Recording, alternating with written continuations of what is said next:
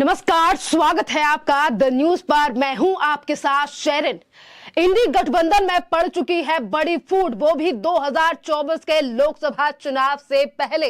दरअसल आपके लिए बता दें कि मध्य प्रदेश के चुनावों को लेकर आज दो बड़ी पार्टियां एक दूसरे से कर रही हैं तू मैं। जी हां, गठबंधन की सबसे बड़ी पार्टियां एक तरफ है कांग्रेस, तो वहीं दूसरी तरफ समाजवादी पार्टी जो गठबंधन का हिस्सा है, इंडी अलायंस का हिस्सा है, जो कि अब सीट बंटवारे को लेकर आपस में झगड़ती हुई दिखाई दे रही हैं।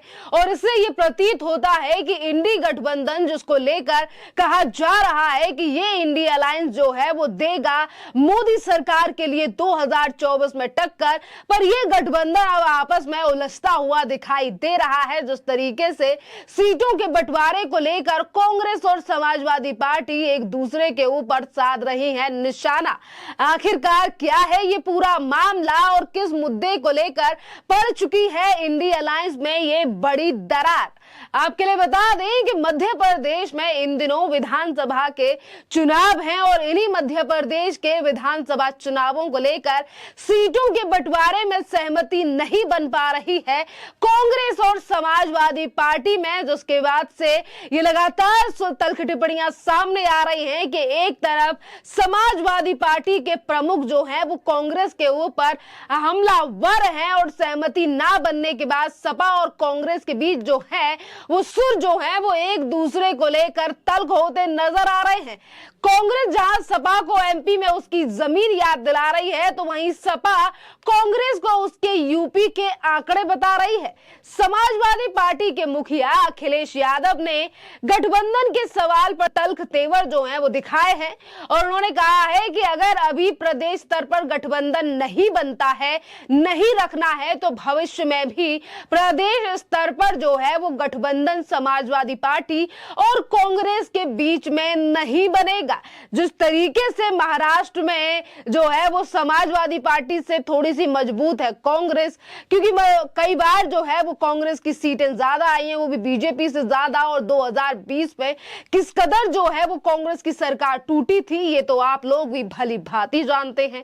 और आज इन्हीं सीटों के बंटवारे को लेकर कांग्रेस जो है, जिन सीटों पर किया बताया जा रहा था कि जो सीटें समाजवादी पार्टी को दी जानी थी, या फिर जिन सीटों पर समाजवादी पार्टी पिछले विधानसभा चुनाव में विजय हासिल हुई थी, जिन सीटों पर समाजवादी पार्टी को विजय हासिल हुई थी, आज उन सीटों पर भी कांग्रेस ने अपने उम्मीदवारों को उतार दिया है। और अखिलेश यादव जो कि समाजवादी पार्टी के मुखिया है, प्रमुख हैं, उन्होंने कहा है कि अगर मध्य प्रदेश में राज्य स्तर पर गठबंधन नहीं करना है, अगर जहां से हमने उम्मीदवारों को उतारा है वहां से अगर आप भी उम्मीदवार उतारते हैं, तो जब यही 2024 के चुनावों में उत्तर प्रदेश में चुनाव होंगे, क्योंकि उत्तर प्रदेश में कांग्रेस जो है वो डाउन है और अखिलेश यादव की पार्टी यानी कि समाजवादी पार्टी जो है वो कांग्रेस से स्ट्रांग है, तो समाजवादी पार्टी ने साफ कर दिया है कि फिर वहां पर हमसे भी उम्मीद ना रखना कि हम तुम्हारे साथ गठबंधन करेंगे, क्योंकि फिर भविष्य में भी गठबंधन नहीं होगा।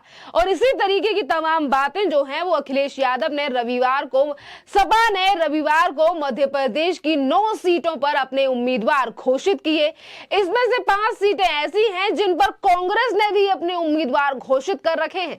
सपा ने पहले ही अपने लिए संभावित सीटों की सूची कांग्रेस को दी थी, जिसे तवज्जो नहीं मिली कांग्रेस की तरफ से। और मंगलवार को अखिलेश यादव ने जब कांग्रेस से गठबंधन को लेकर सवाल पूछा, तो उन्होंने कहा कि ये कांग्रेस को बताना होगा कि इंडी अलायंस गठबंधन भारत के स्तर पर होगा या नहीं।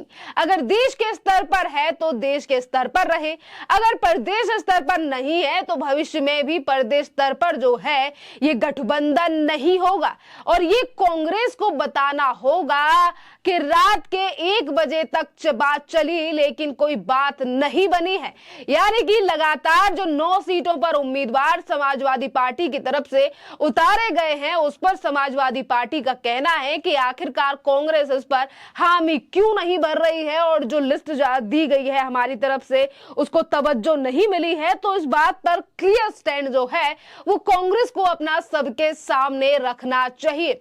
सपा ने जारी किए एमपी के लिए वादे। मंगलवार को सपा ने मध्य प्रदेश के लिए वादों की सूची जो है वो भी तैयार कर दी है। पार्टी ने जातीय जनगणना, मुफ्त बिजली और लैपटॉप जैसे वादों का दावा खेला है। अखिलेश यादव ने सोशल मीडिया प्लेटफॉर्म एक्स पर चुनावी घोषणाओं के साथ लिखा कि एमपी ने सपा के विधायक चुनकर हमेशा एक सकारात्मक संदेश दिया है और इस बार भी अधिक विधायक चुनकर समाजवादी पार्टी मूल्यों और सिद्धांतों को बढ़ावा देगी।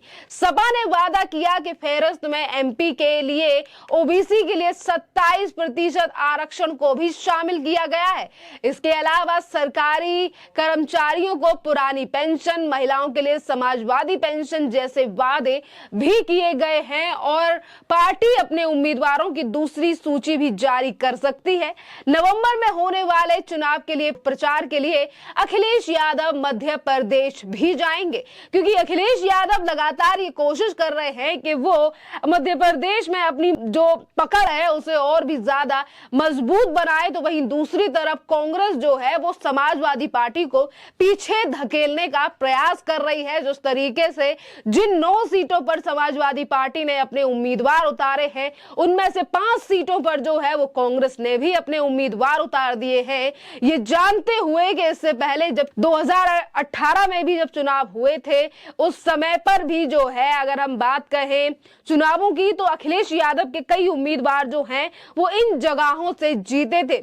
जहां अखिलेश यादव ने चेता दिया है कांग्रेस के लिए, 2 टूक जो है वो अपनी बात सामने रख दी है। तो वहीं दूसरी तरफ आपके लिए बता दें कि कांग्रेस के अध्यक्ष हैं अजय राय। उन्होंने कहा है कि कांग्रेस पार्टी अखिलेश यादव की शर्तों पर नहीं बल्कि अपने संकल्प पर लोकसभा चुनाव लड़ेगी।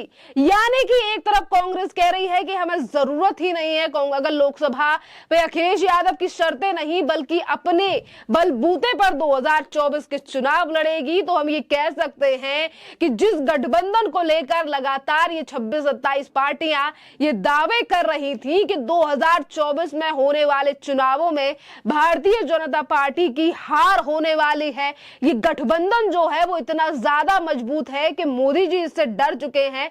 पर आज तो ये गठबंधन जो है वो अपने आप में ही लड़खड़ाता हुआ दिखाई दे रहा है कि एक तरफ अखिलेश यादव सीटों के बंटवारे को लेकर उलझे पड़े हैं। कांग्रेस ने ऐलान कर दिया है कि हम अखिलेश यादव की शर्तों पे नहीं बल्कि अपने संकल्प पर लोकसभा चुनाव लड़ेंगे। देखना अहम रहेगा कि आगे चलकर इस गठबंधन में कितने और बदलाव आते हैं और कितनी पार्टियों के रंग सामने आते हैं, क्योंकि ये तो सिर्फ शुरुआत है और लोकसभा चुनावों में अभी 5-6 महीनों का समय बाकी है और अभी गठबंधन को बने हुए भी 5-6 महीने नहीं हुए हैं। तो देखना अहम रहेगा कि आने वाले इन महीनों में कितनी पार्टियां जो हैं वो इस संकल्प या फिर हम कहें कि गठबंधन के साथ बंधी रहेंगी या फिर वो भी कांग्रेस की तरह ये कहेंगी कि हम अपने बलबूते पर 2024 के चुनाव लड़ेंगे और हमें किसी पार्टी की जरूरत नहीं है। जिस तरीके से इन 5 राज्यों के चुनावों को लेकर पार्टियों में एक दूसरे को लेकर जो है वो अनबन दिखाई दे रही है। चलिए इस पूरे मामले पर आपकी जो भी राय हो आप भी हमें कमेंट कर जरूर बताइए। धन्यवाद।